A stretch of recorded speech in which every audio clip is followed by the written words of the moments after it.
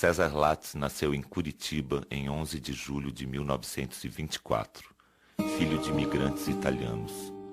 É casado com Marta Siqueira Lattes, tem 4 filhas, 9 netos e vive em Campinas, onde dá aulas e faz pesquisas.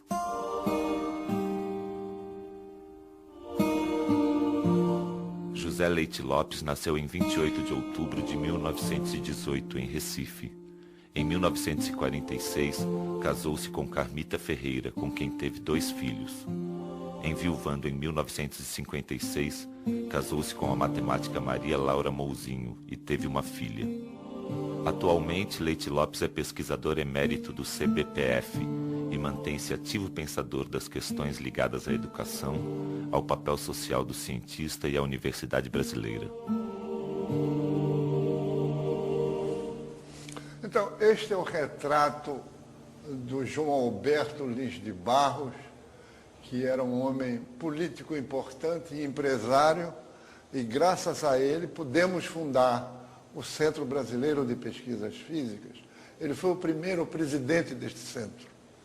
Aqui, nesta foto, estão reunidos nós, o César Lattes e o Hideki Yukawa, Prêmio Nobel de Física japonês, Walter Schutzer, Hervásio de Carvalho, eu mesmo e Jaime Thiomino, em frente do Institute for Advanced Study, em 1949. Aí nos reunimos para buscar o apoio dos físicos estrangeiros e para decidir definitivamente a fundação do centro, que foi no dia 15 de janeiro de 1949.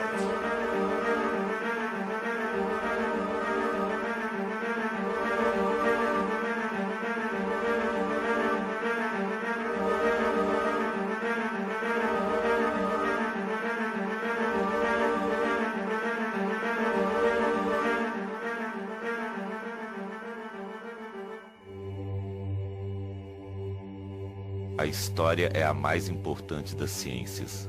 Sei que sem história não há realidade objetiva. A ciência não pode prever o que vai acontecer, só pode prever a probabilidade de algo acontecer. As grandes descobertas da ciência foram feitas até há pouco tempo por acaso, por gente que queria saber como era feita a natureza. Seguiam o conselho de Leonardo da Vinci: vá aprender suas lições na natureza. Na realidade, não foi nem a Inglaterra, nem os Estados Unidos que me deram a formação de físico. Foi em São Paulo, com o Atag, com o Occhialini e com o Marcelo Dami de Souza Santos.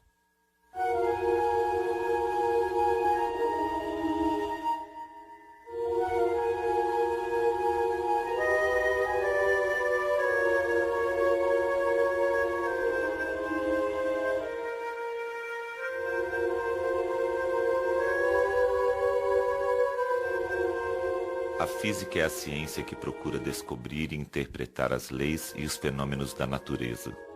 Investiga seus princípios e suas causas primeiras. Mas o físico é o fundamental. É o que investiga os primeiros princípios.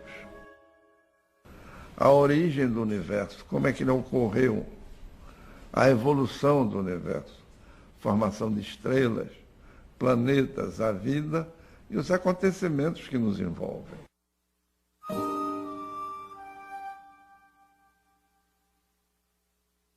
Eu, como físico teórico, faço a matemática da física, fiquei com as mãos paradas, né? E então a pintura me deu o motivo de trabalhar com as mãos. Era uma espécie de física experimental.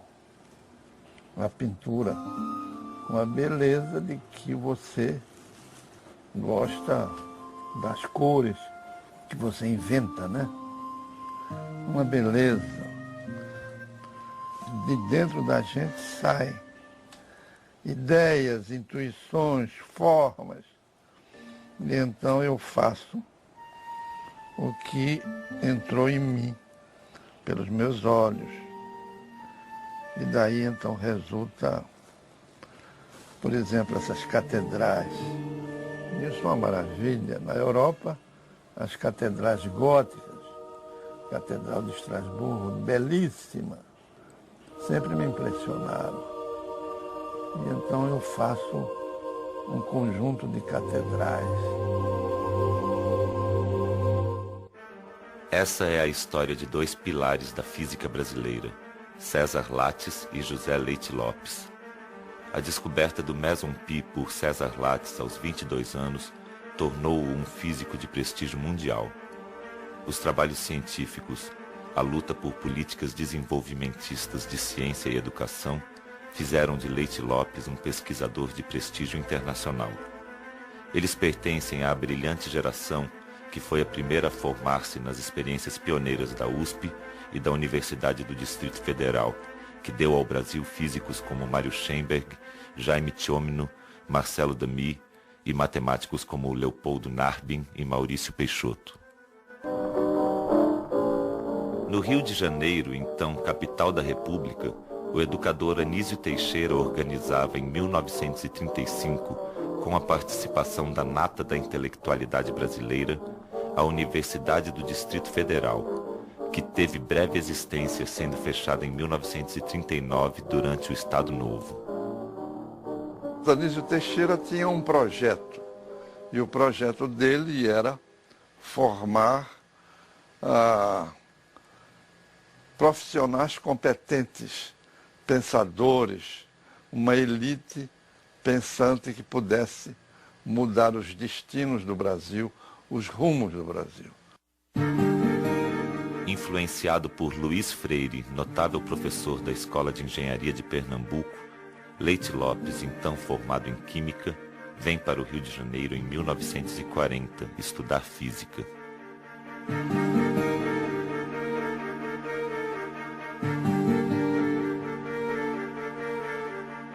Em 1942, Leite Lopes forma-se em Física na Faculdade de Filosofia, no Rio de Janeiro. Em 1943, trabalha no Departamento de Física da Faculdade de Filosofia, Ciências e Letras da USP, assistindo a cursos de Gleb Vatag e Mário Schenberg. Em 1944, vai para a Universidade de Princeton, nos Estados Unidos, fazer doutorado em Teoria das Forças Nucleares. Sua tese, concluída em 1945, teve a orientação de Wolfgang Pauli. Eu ganhei uma bolsa para os Estados Unidos, lá trabalhei. A Universidade de Princeton é uma beleza, deixou traços em mim fantásticos. Além disso, tinha em Princeton os maiores cientistas da época. Havia Einstein, havia Hermann Weyl, havia John Wheeler, Eugene Wigner, John von Neumann. Havia um número enorme dos maiores físicos da época. E então a gente aprendeu como é que se fazia a física, como é que se fazia a pesquisa e como isso contribuía para o desenvolvimento do país. Em outubro de 1945, aos 27 anos, Leite Lopes é nomeado professor de Física Teórica e Superior na Faculdade Nacional de Filosofia. Em 1946, volta ao Brasil e toma posse na cátedra. Eu assumi a cadeira de Física Teórica e Superior na Faculdade Nacional de Filosofia, trabalhava intensamente para formar novos pesquisadores, colaborava com São Paulo, sobretudo com Mário Schenberg, e mantive correspondência intensa com César Lattes, que se encontrava em Bristol, fazendo trabalhos importantes, e o objetivo era atraí-lo para o Rio de Janeiro.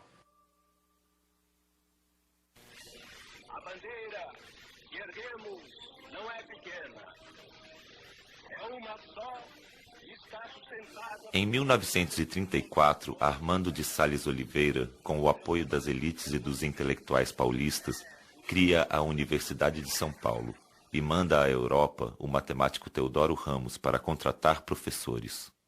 A Universidade de São Paulo era criada numa época em que o Estado de São Paulo disputava e perdia a luta pela hegemonia política do país, e a elite intelectual e cultural paulista resolve montar uma universidade para poder ganhar na formação das elites do país o lugar que ele tinha perdido na política. Esse grupo da Universidade de São Paulo, eles saem para o mundo, buscando cientistas na Europa, na Itália, em outros países, e formam um grupo de pesquisadores, de cientistas, que vão iniciar a pesquisa científica moderna na tradição europeia no Brasil. Com a criação da USP, foi fundada a Faculdade de Filosofia, Ciências e Letras. Para dirigir o departamento de Física veio da Itália o físico Gleb Vatag. Vatag vem para São Paulo e ele, pelo que ele conhecia da ciência moderna, pelos contatos que ele tinha com a ciência internacional, ele consegue rapidamente formar uma geração de jovens, alunos brilhantes, né, que vão formar a base da física moderna no Brasil. Vatag era um professor extraordinário, tinha uma dinâmica de ensino acompanhada de grande gesticulação, e com isso, então, ele prendia a atenção dos alunos. Agora, o que nos impressionou profundamente é que Vatag se referia, ao falar, por exemplo, de átomos, das partículas que constituíam os átomos, etc., ele se referia a pesquisas que estavam sendo feitas. Então, nós aprendemos pela primeira vez que a física era uma ciência viva, que estava sendo cultivada. E coisa surpreendente é que os capítulos mais fascinantes da física ainda estavam para ser descobertos, porque o início das novas linhas de pesquisa em física atômica, física nuclear, etc. Vatag era um professor extraordinário, tinha uma dinâmica de ensino acompanhada de grande gesticulação, e com isso, então, ele prendia a atenção dos alunos. Agora, o que nos impressionou profundamente é que Vatag se referia, ao falar, por exemplo, de átomos, das partículas que constituíam os átomos, etc., ele se referia a pesquisas que estavam sendo feitas. Então, nós aprendemos pela primeira vez que a física era uma ciência viva, que estava sendo cultivada. E coisa surpreendente é que os capítulos mais fascinantes da física ainda estavam para ser descobertos, porque o início das novas linhas de pesquisa em física atômica, física nuclear, etc., acabavam de ser estabelecidos através de pesquisas em laboratórios do exterior. Em 1941, César Lattes é apresentado ao amigo de seu pai, Gleb Vatag. Motivado por suas ideias, decide estudar física. Foi assim que em 1941, o Mário Schemberg e eu estávamos examinando o vestibular e notamos um rapaz que devorava as folhas de papel ao maço. Ele, cada 10 minutos ou 15 minutos, levantava-se e pedia mais papel, mais papel, mais papel, e ia escrevendo. Ora, a nossa experiência de professores é que quando o indivíduo escreve muito, é porque ele não sabe exatamente o que ele deve dizer, né? Então eu saí para dar uma volta no meio dos alunos e verifiquei que aquele estava enchendo as folhas de papel com fórmulas e com uma explicação da física que lhe era solicitada, extremamente bem feita. Conversei com o Mário Schemberg. Aí foi a vez do Mário Schemberg passar lá e espiar esses papéis. Quando terminou a prova, ele tinha escrito coisa de umas 8 ou 10 páginas de papel ao maço. Então eu guardei o nome dele, era César Lattes. Quando terminaram os exames, foi o aluno melhor classificado da turma. E imediatamente transformou-se em assistente de Vatag.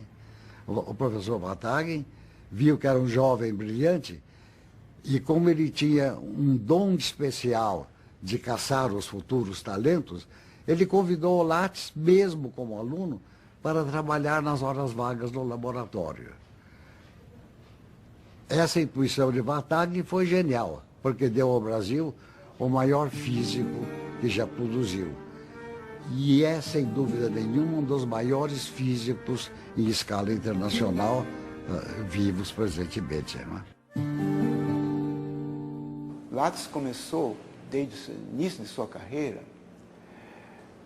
convivendo com físicos teóricos experimentais de primeira linha, que dominavam a física de ponta da época.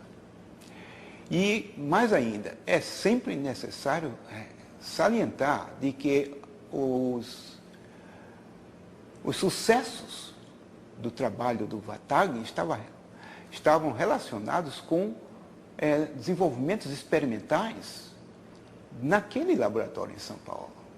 A técnica de determinação de coincidências de partículas que foi desenvolvida naquele laboratório era de primeiro mundo.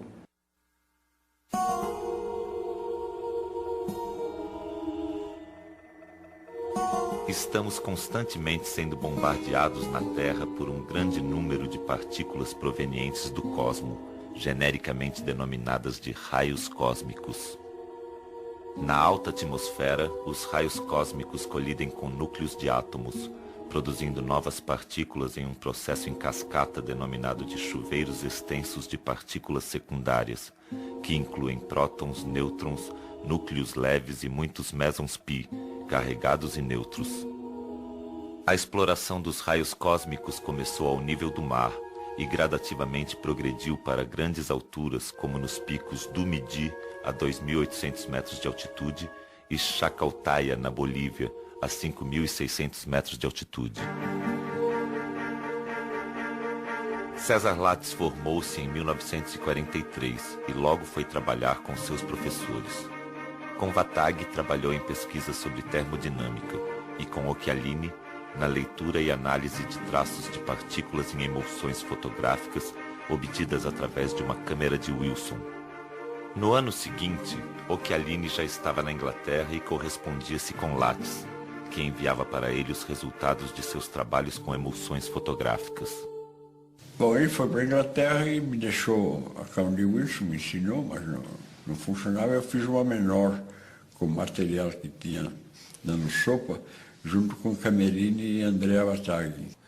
O fato do Lattes ter colocado a câmara de Wilson, que tinha problemas enormes para funcionar, e mandado para o Occhialini fotos de elétrons tiradas com ela, realmente convenceu o Occhialini que se tratava de uma pessoa muito competente. E Lattes disse com toda a clareza, ele queria estar naquele laboratório onde poderia ser registrado as trajetórias de partículas, apresentando seus detalhes de caminho através da matéria, a sua parada, a sua eventual morte ou decaimento, dando origem a outras partículas.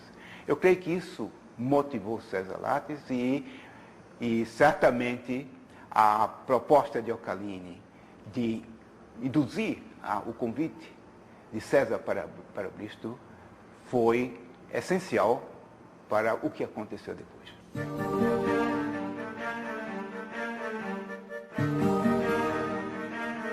Occhialini conseguiu um auxílio de 15 libras por mês, dado pela fábrica Wills. A Fundação Getúlio Vargas, com o prestígio de Leopoldo Narbin, pagou sua viagem num cargueiro.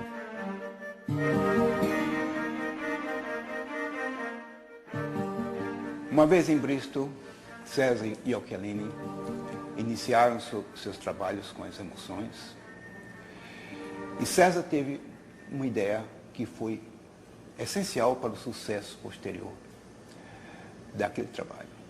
Ele colocou bórax, uma substância que permitia que o tempo de vida das emulsões fossem suficientes para que elas pudessem ser trasladadas de laboratórios e montanhas e voltar e serem trazidas para laboratórios como o de Bristol, serem reveladas e ainda terem as trajetórias das partículas naquelas emulsões. Este é o ponto essencial. Então eu pedi a Ilfo para carregar a chapa com bórax, e quando o Occhialini foi passar as férias no Pico de Mendi, nos Pirineus, eu pedi ele para expor uma caixa com bórax, eu sei. E na volta, na mesma noite em que chegaram, foram reveladas, fixadas, lavadas e secadas, fomos olhar e a de bórax estava cheia de coisa, a outra quase nada. É que a imagem latente desaparece rapidamente. E lá foi visto o primeiro nêutron dando 2 núcleos de hélio e um hidrogênio 3, e dá para determinar a energia, o momento, a massa do núcleo que chegava e a direção.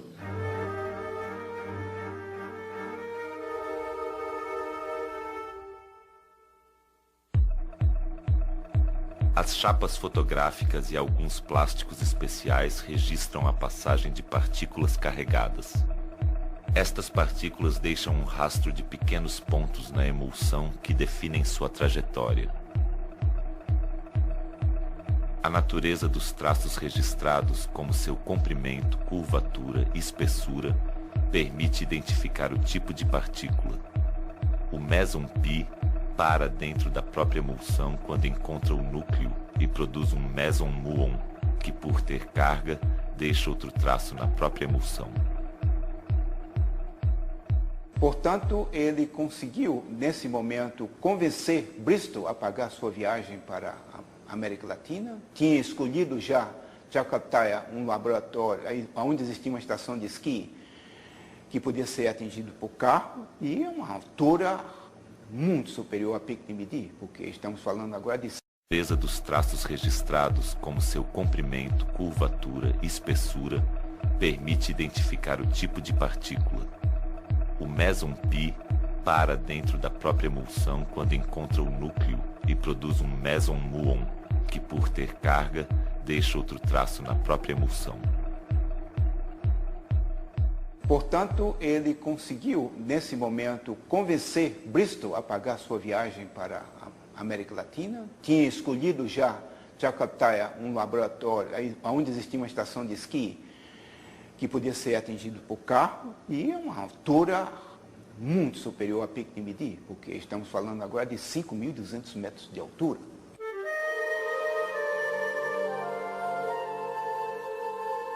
Subindo a altitudes mais elevadas, a intensidade da radiação cósmica sobe exponencialmente. Olha que na altitude de Jakarta, que é quase 3 vezes mais alto que o pico lá do Midi, a intensidade da radiação cósmica chega a ser 5, 6, 8 vezes maior.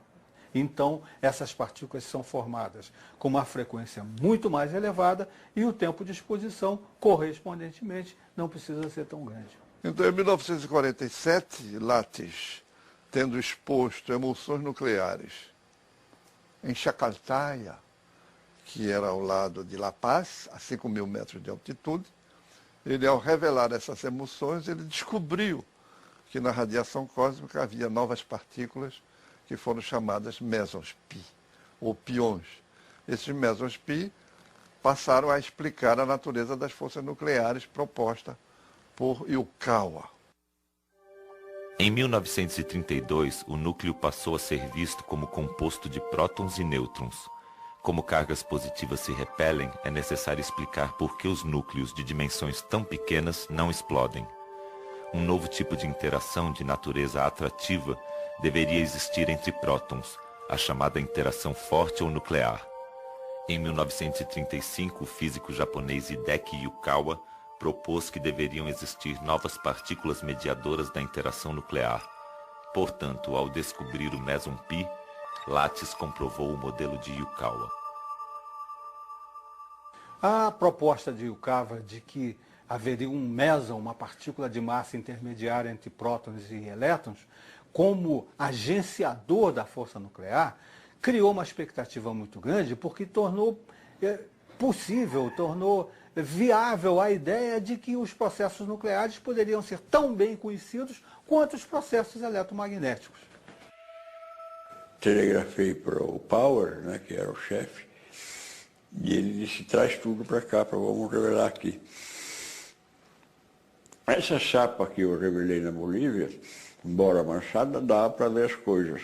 E no Rio apareceu o Beck, o Costa Ribeiro emprestou o microscópio dele, e vimos o terceiro meson. Aí eu percebi que a gente estava com coisa grande, né? Porque era um processo fundamental.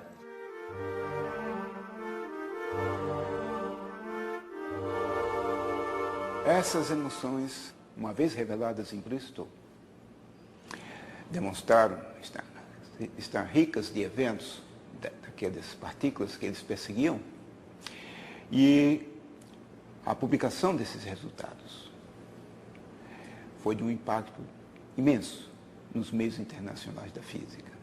Lattice estava preparado para o próximo passo, que foi a sua ida a Berkeley e auxiliar a equipe de Gardner na observação de mesons produzidos artificialmente. Depois do anúncio da descoberta do meson em Bristol, o pessoal de Berkeley, que tinha um acelerador que podia atuar no limiar da energia necessária para produzir mesons, já estava provavelmente produzindo essas partículas. Só que o método de observação deles com as emulsões nucleares não era bom. Eles não tinham nenhum especialista, nenhuma pessoa que tivesse a vivência e a experiência do Lattice ou dos seus colegas de Bristol que pudesse dizer, este evento aqui é um meson. Então eles, apesar de estar produzindo, não tinham consciência disso. Então foi simplesmente mostrar que desde 1946 estavam fabricando mesons, né? Nós não fabricamos mesons, nós detectamos a presença de mesons. A produção artificial do meson Pi, ela teve duas repercussões importantes. Primeiro, de mostrar que essa partícula era realmente uma propriedade da matéria nuclear, não era nada ligado apenas à radiação cósmica. Portanto, era a partícula do Yukawa. E a segunda foi que viabilizou a construção de novos aceleradores, porque com a sua produção verificou-se, constatou-se a correção do sistema utilizado para aceleração circular de partículas. Foi notável a repercussão da descoberta por César Lattice do meson pesado em Bristol em 1947 e do meson artificial em Berkeley no ano seguinte. Esses acontecimentos abriram novas possibilidades à física experimental de altas energias, colocando Lattice e a geração formada por Vatag na USP na fronteira do conhecimento da física que se fazia então. Eu participei dessa divulgação do trabalho dele e aqui no Brasil, em 1948, saiu o jornal Ciência para Todos, que era o suplemento de divulgação científica do jornal Amanhã. E eu escrevi um artigo para esse jornal, no primeiro número, chamado Novos Horizontes para a Física Atômica.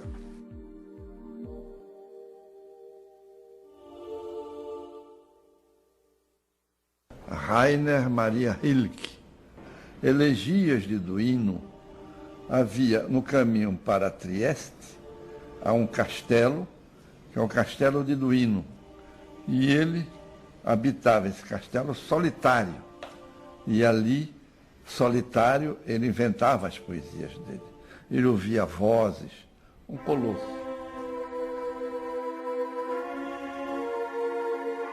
Erde, ist es nicht dies, was du willst, unsichtbar in uns estehen. Terra, não é isto que queres? Ressurgir invisível em nós. Ist es dein Traum nicht einmal unsichtbar zu sein? Não é o teu sonho uma vez se transformar em invisível? Erde, du unsichtbar. Ó terra, tu invisível. Eu acho que a ciência é a terra invisível. Wir bauen an dir mit zinerten Händen. Nós te construímos com as mãos trêmulas. Und wir türmen dir Atom auf Atom. E nós elevamos as tuas torres, átomo sobre átomo. Aber werken dir vollenden do Dom, mas que te pode completar, ó catedral.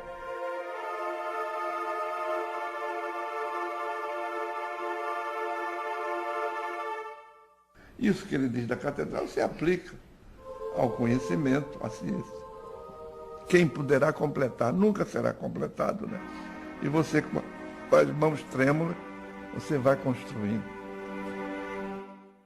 Durante a Segunda Guerra Mundial, o grande investimento feito pelos Estados Unidos no projeto Manhattan, que é o projeto de construção da bomba atômica, e o resultado Durante a Segunda Guerra Mundial, o grande investimento feito pelos Estados Unidos no projeto Manhattan, que é o projeto de construção da bomba atômica, e o resultado disso, que é a própria bomba, levam a uma ideia de que a ciência tem um papel muito importante no futuro e que os países têm que investir, têm que trabalhar no sentido de desenvolver sua própria competência na área científica.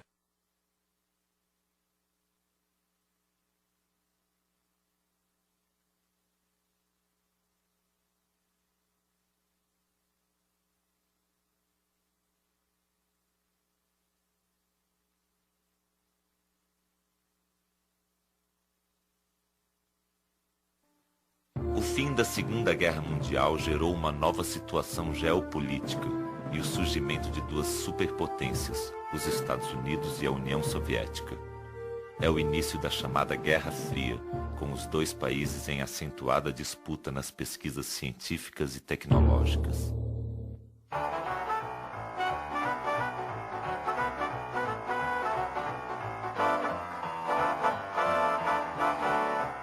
Na Califórnia, Lattes conhece Nelson Lindsay Barros, irmão de João Alberto, conhecido político da época, e fala de seus planos para a criação de um instituto de física que apoiasse a pesquisa e a formação de novos cientistas no Brasil.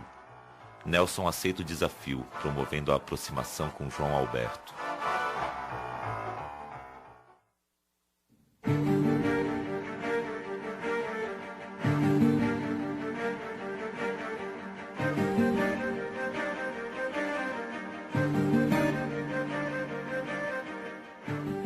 A opção de César Lattes em voltar para o país, depois do tremendo sucesso dessas descobertas, de estar praticamente habitando a fronteira da ciência mundial, no que ela tinha de mais vibrante, de mais novo, de mais cheio de expectativas, essa vinda dele foi uma decisão crucial.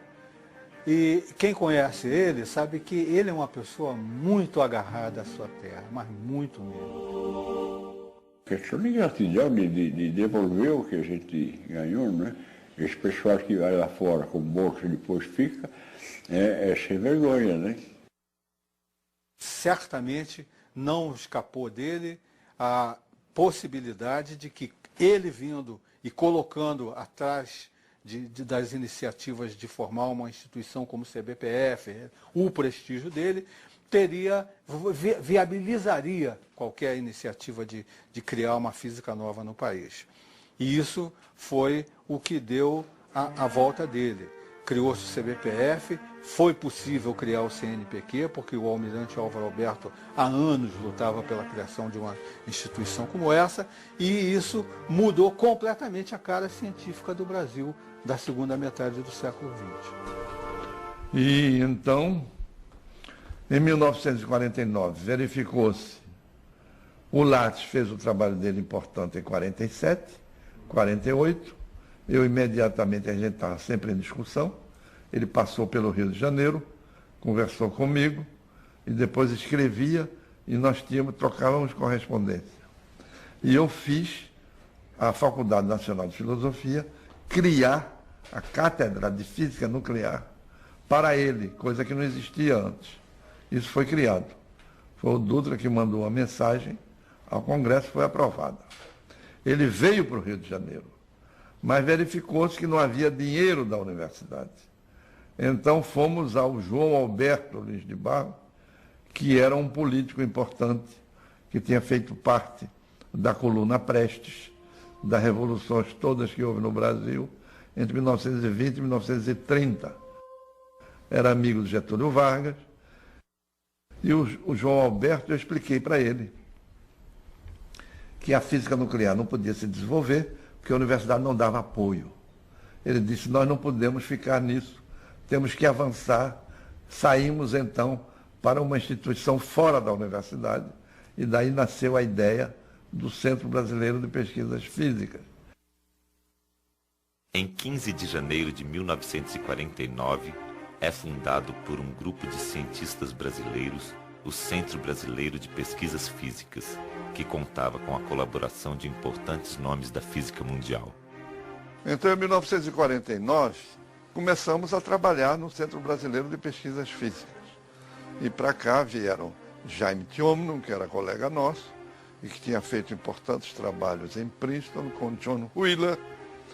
Veio Guido Beck, que era um físico austríaco que estava na Argentina e que ficou encantado com o ambiente do CBPF e veio para cá. E vinha Feynman, Richard Feynman, Prêmio Nobel de Física, que passou um ano sabático inteiro aqui no Rio e adorava o Rio de Janeiro. E depois desse primeiro ano que ele passou aqui, cada vez que ele tinha férias lá nos Estados Unidos, ele vinha para cá. Então, homens como Oppenheimer, como De Benedetti e tantos outros, passaram a vir ao Rio de Janeiro. E se trabalhava então na fronteira da física. Estávamos então ganhando a guerra para a implantação de uma física nova, moderna e internacional no Rio de Janeiro. Trabalhos foram publicados, importantes, e daí resultou o nosso prestígio internacional. Numa visão retrospectiva, agora como profissional em ciência, olhando o momento de 47 e 50, né, nesse momento em que o CBPF, em que o Centro Brasileiro de Pesquisas Físicas estava sendo criado, o que a gente percebe é o efeito do trabalho de um grupo com muito ideal e com muita capacidade de articulação. Né? É um grupo de pesquisadores que tinham trabalhos ativos na área de pesquisa, tinha uma repercussão importante no meio público, né, no político, e uma visão social muito grande. Eu vejo um momento raro da criação e da institucionalização da ciência, porque era possível juntar esses ideais todos, né? No início dos anos 50, dando sequência às pesquisas com raios cósmicos que Lattes fizera no exterior, o CBPF organiza expedições científicas ao laboratório de Chacaltaya, nos Andes bolivianos. Olha que beleza. Sou eu. Sou com poncho boliviano e com chulo, porque lá faz frio. Olha a entrada do laboratório de física cósmica. Em 1951, criou-se o Conselho Nacional de Pesquisas. E o Getúlio foi o homem que regulamentou o Conselho Nacional de Pesquisas. O almirante Álvaro Alberto procura criar no Brasil algumas instituições cujo papel inicial mais importante seria dar as condições para a pesquisa nuclear, a pesquisa na área da física, voltada para a produção da energia nuclear e também, eventualmente, de uma própria bomba nuclear brasileira. Quem é que fez a Revolução de 30? Quem é que veio na frente das tropas? Veio de trem, mas veio na frente das tropas, com o lenço vermelho no pescoço. A Constituinte, de quem foi? Trabalhadores do Brasil. As leis trabalhistas, de quem foram? Aqui estou. Volta Redonda. Vezes, quem que fez Volta Redonda? Isso é pouco do que ele fez, viu? E testemunhar o apreço em que tem o homem de trabalho como colaborador. Em 1955, a grave crise política que levara Getúlio Vargas ao suicídio no ano anterior repercute no CBPF. Entre acusações e escândalos na imprensa envolvendo sua administração, o centro sofre uma severa derrota em sua política científica. Lattes afasta-se da direção e vai para os Estados Unidos, convidado pela Universidade de Chicago para substituir o físico italiano Enrico Fermi, que havia morrido. Quando Getúlio caiu, que apoiava todos esses trabalhos para fazer uma ciência nossa, feita por nós, então houve a posse do Café Filho. E o homem forte do governo Café Filho era o general Juarez Távora. E o general Juarez Távora era a favor das reivindicações americanas e não das reivindicações brasileiras. Porque eu não posso conceber alguém que seja nacionalista por outro país. Se eu sou brasileiro, eu sou nacionalista do Brasil. Como os americanos, eu sou nacionalista deles. Agora, ser nacionalista pelo outro é traição. E é o que houve. Ou seja, há uma política muito clara americana que ela vai se estender ao longo de toda Ou seja, há uma política muito clara americana que ela vai se estender ao longo de toda o período de pós-guerra, de que o Brasil pode ter energia nuclear desde que ele tenha um gerador fornecido pelos americanos e o urânio controlado pelos americanos. Em 1956, Leite Lopes afasta-se temporariamente de suas atividades na política científica e volta à pesquisa no Caltech da Califórnia, a convite de Richard Feynman. Pois ele me convidou para ir para lá e eu fui, em 1956, o que era muito bom porque tínhamos saído de uma crise aqui com o suicídio do Getúlio. E lá eu trabalhei muito, porque eu tinha encontros com ele cada semana, horas marcadas para se discutir ideias de física. E fiz um trabalho lá importante, que foi publicado na Physical Review, que é o primeiro cálculo sobre a chamada interação pseudoescalar induzida na desintegração radioativa. Em 1957, Lattes volta ao Brasil convidado por Mário Schenberg para instalar um laboratório na USP. Em 1963, vai para Campinas e funda o Instituto de Física Gleb Vatag, da Unicamp. Aí, por 1962, 63, eu fui convidado pelo professor Zeferino Vaz para participar de um conjunto de professores que estavam tentando criar a Universidade de Campinas. Ele convidou-me para ser o responsável pela organização da parte de física. Logo em seguida, a criação da universidade, eu tive a oportunidade de convencer o professor Lattes a mudar-se para Campinas e construir lá um grande laboratório de física. O Lattes acedeu.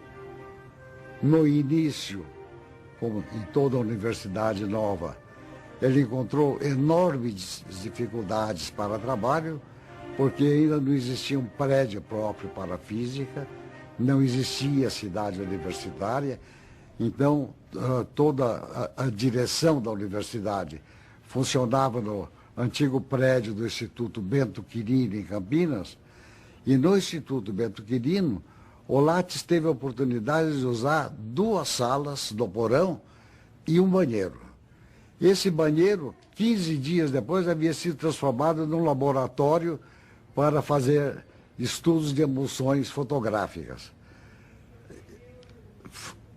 Nasceu assim o grupo de raios cósmicos da Universidade de Campinas, que deu inúmeras e valiosas contribuições para o desenvolvimento da física das partículas elementares. Devido à afinidade científica entre Hideki Yukawa e Cesare Lattes, o japonês, como proponente da partícula meson, e o descobridor, um dos descobridores, Cesare Lattes, houve um momento em que ambos decidiram continuar essas experiências no Monte Chacaltaya, e daí nasceu a colaboração Brasil-Japão. Declaro vaga a presidência da República! A crescente tensão política no Brasil levou à intervenção das Forças Armadas em março de 1964, em um golpe militar contra o governo João Goulart. A organização do novo governo tinha nítida orientação política anticomunista e pretendia uma reforma econômica que pusesse fim à inflação e ao aumento do custo de vida. Então, em 1964, quando houve o golpe militar no Brasil, eu fui convidado para ir para a França e passei 3 anos em Paris, de 1964 até 1967, da Faculdade de Ciências de Orsay. O presidente da República poderá decretar o recesso do Congresso Nacional, das Assembleias Legislativas e das Câmaras de Vereadores. Em dezembro de 1968, no auge de intensos protestos populares, o regime militar baixa o ato institucional número 5, com graves restrições às liberdades públicas e instala de fato um regime ditatorial fechado e controlador. Em 69, então, veio o ato número 5, que me atingiu, e então eu fui afastado da universidade pelo regime militar. Recebi convite de várias partes do mundo. Eu fui para a Universidade Carnegie Mellon, em Pittsburgh.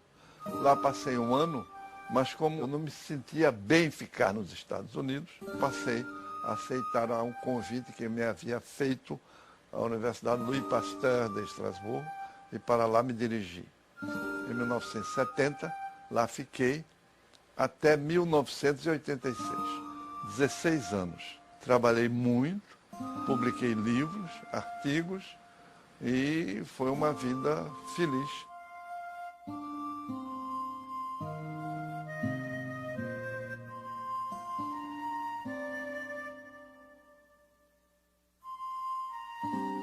Do meu ponto de vista, nós chegamos aqui no ano 2000 com uma física competente, com 2.500 doutores, com uma produção per capita a nível internacional, com uma física de boa qualidade.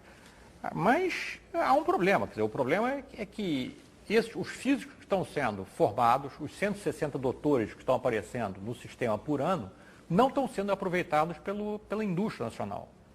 E isso parece uma coisa crucial. Assim como os físicos não estão sendo aproveitados, outros cientistas também não estão sendo aproveitados pelo sistema industrial brasileiro. A indústria brasileira ela não investe em pesquisa. Isso é uma tradição recorrente, ela nunca investiu, continua não investindo. Então me parece que para o desenvolvimento da física no Brasil ser orgânico, é fundamental que haja um projeto de país onde o desenvolvimento tecnológico e industrial seja olhado com mais cuidado.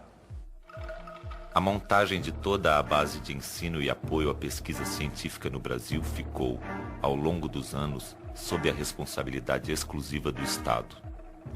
A falta de tradição da indústria brasileira no investimento em pesquisa criou uma situação de permanente instabilidade, pois os governos geralmente não possuem políticas específicas para ciência e tecnologia, e os recursos disponíveis nem sempre são suficientes para um desenvolvimento continuado. Eu acho que o Brasil tem uma tradição muito centralizadora, quer dizer, eu acho que desde a época do Vargas e depois, mais tarde, no período do pós-guerra e depois com o governo militar, né, todos os momentos em que o governo resolveu investir mais na área da ciência, ele acabou investindo em uma maneira muito concentrada na elite, na formação de alto nível, o que em si não está mal, mas deixou de fazer o investimento na base. O Brasil, ao mesmo tempo em que ele tentava desenvolver uma bomba atômica ou energia nuclear, ele tinha mais da metade da população analfabeta. Né? Eu acho que essa concentração da pesquisa, do investimento em um grupo relativamente pequeno, é uma das causas do problema que a gente vive até hoje. Quando os investimentos dos anos 70, que foram significativos, já deixaram de existir, ou deixaram de ser tão grandes na meada dos anos 85, a ciência brasileira entra num período de crise muito longo e muito difícil. O Laboratório Nacional de Luz Sincrotron é o maior laboratório de física do Hemisfério Sul. Lá os cientistas estudam a estrutura da matéria e desenvolvem materiais de amplo uso na vida cotidiana.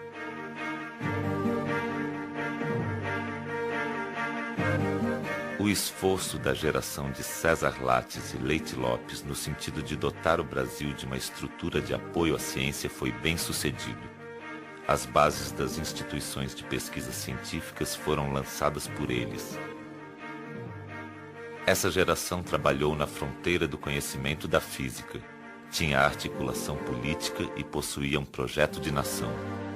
A eles, muito deve o Brasil. Ainda melhor agora, tranquilo. Olha, a gente tá bem travado, olha. Porra, não tô travado? Ele cortou o pé, né? Tá. Você cortou o pé, né, Serginho? É? Cortou o pé. Cortei o pé. Você sabe da moça que casou e mandou um telegrama pra mãe? Não. Mother, John only wants food, what shall I do? E a mãe respondeu no telegrama, don't worry, your father only 2 inches and we've been very happy. Boa! O Lattes é uma personalidade muito provocadora, com um humor muitas vezes escondido nas frases que ele fala, que são frases que atrapalham o pensamento das pessoas. Não estudes muito nem escrevas muitos livros, cansa a carne. Uma que eu gosto muito e que cito quando posso é essa de que não há realidade objetiva sem a história. Que quer dizer o quê? Que são os homens que fazem a história e a realidade objetiva. E, a meu ver, é uma visão profundamente humanista. Física, eu sou professor de física. Física em grego, pelo que eu sei, significa natureza, né? Então a ciência é tentar entender a natureza. Agora o pessoal virou, né? Virou. Então a ciência pretende descrever o universo, mas não descreve, né? Ele já falou em mecânica quântica, né? Não dá para descrever, tem que ficar só no que pode, né? Assim? Exatamente. A ciência não pode prever o que vai acontecer. Só pode prever, só pode calcular a probabilidade de alguma coisa acontecer. A sabedoria, né, não entra em arma malvada. Sábio não faz dessas bobagens, né? Agora a ciência não. A ciência quer ganhar prêmio Nobel, agora quer tirar patente, agora a ciência virou comércio, indústria, né? Do capitalismo, né? É. Toda teoria é provisória, né? Aparece outra melhor. Mas o resultado empírico não é provisório, pode aparecer um com mais precisão. Né? Então, por isso que eu falei, vai aprender tuas lições na natureza. A boa ciência e é um futuro melhor para o Brasil.